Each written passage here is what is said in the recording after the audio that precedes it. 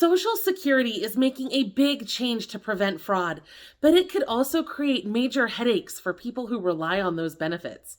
If you've ever had to wait on hold for hours or struggle with government websites, then you need to know about this. Stick with me because we're going to break down what's happening, who it affects, and what you need to do right now to prepare for that change. Because there are actually some things that you can do today to make this transition easier when it happens. So before we dive into all those details, though, I am just curious. Have you ever waited on the phone to talk to someone at Social Security? If so, drop a quick yes in the comments and let me know how long you spent on hold for that call. I've heard a lot of conflicting reports about the wait times, and I really want to know what your experience has been like. So without further ado, let's get into exactly what's happening and who is going to be affected by this. So starting March 31st, Social Security will no longer allow people to verify their identity over the phone. Instead, you will have to verify your identity online through the My Social Security portal.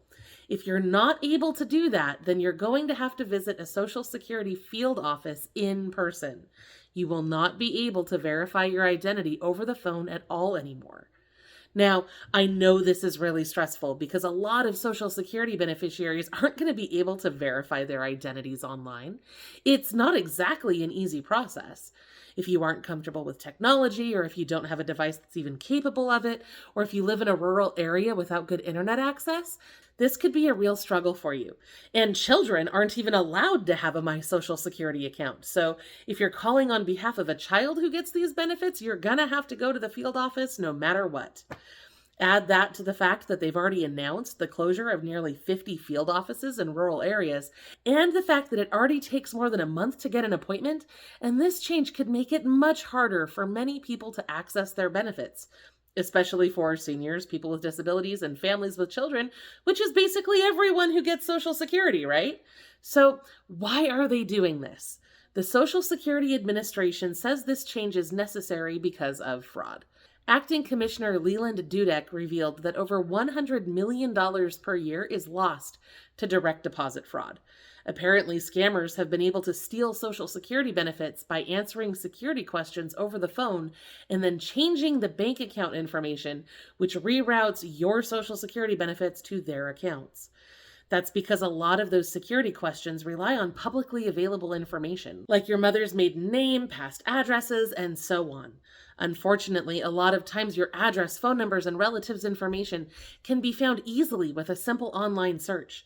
There are a lot of data brokers out there who make their money by gathering and publishing your personal data.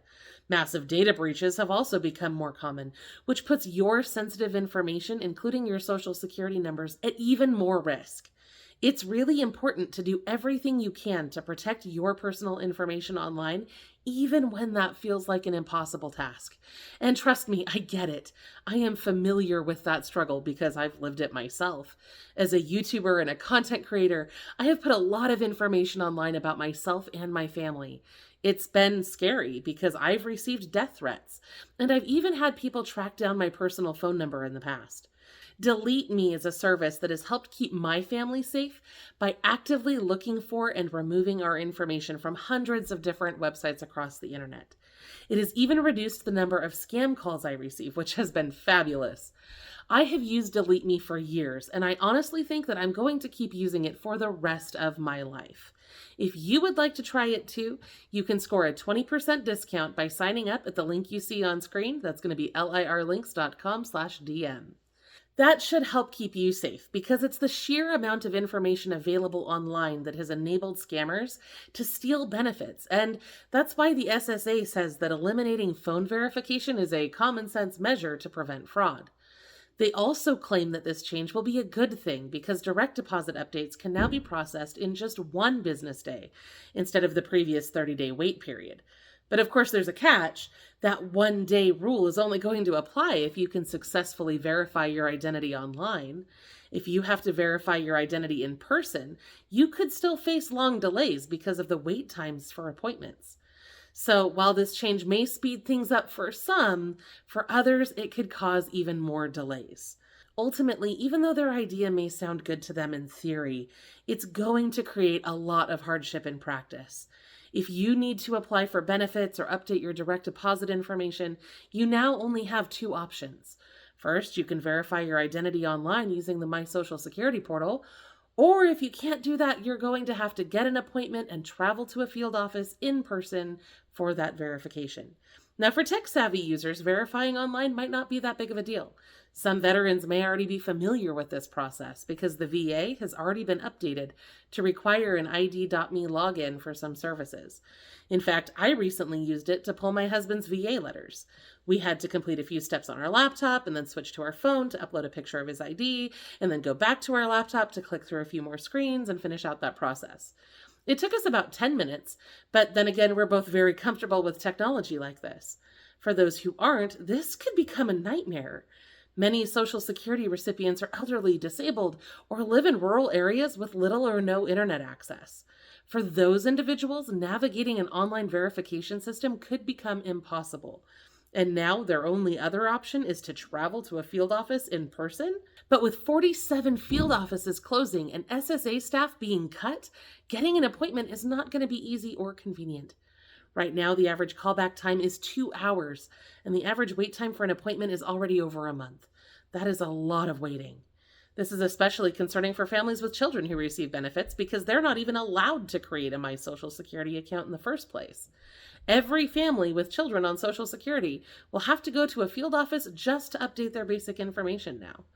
For people with mobility issues, limited transportation options, or no internet access, these delays could mean waiting weeks or even months before receiving the benefits that they depend on to survive, and that is scary to me.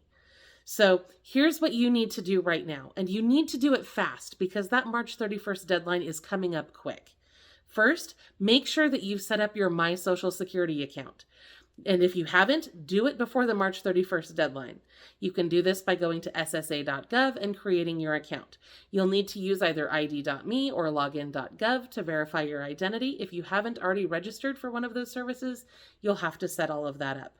I know it's a headache, but getting all of this set up now may be able to save you some time later because if you can verify your identity online, you may be able to avoid a trip to the field office. Second, if you need to update your direct deposit information, do it now. The phone option will disappear at the end of this month. If you aren't set up online and you don't want to travel to a field office, you need to take care of that update before the phone option disappears. Third, stay informed.